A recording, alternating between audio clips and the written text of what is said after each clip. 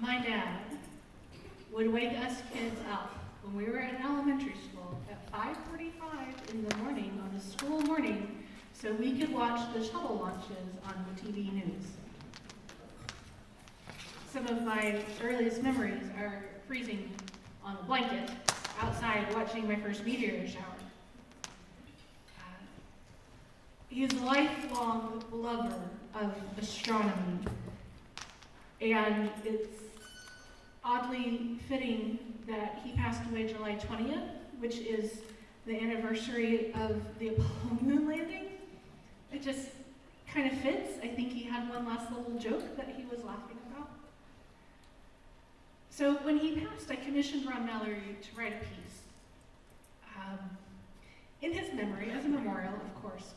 But I didn't want it to be sad. I wanted it to reflect the man that he was, which was a giant goofball. Oh, he is so funny and ferociously intelligent and unfailingly kind. He was all of those things, but if I had to drill it down to one word, I would say his defining quality is that he was curious his entire life. Curious about space, curious about chemistry, about science, about music, curious about theology, curious about God, curious about everything. And I think that's really captured in what you're going to hear tonight. So this is an original composition.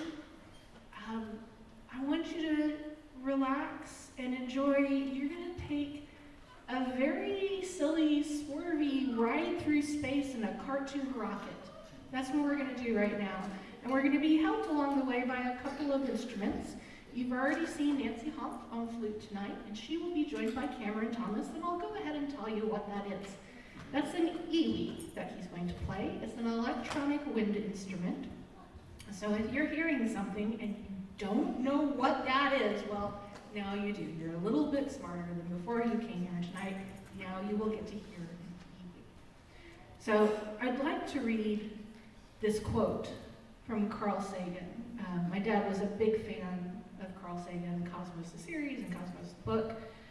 And this is going in the dedication of this piece called Stellar Sojourn.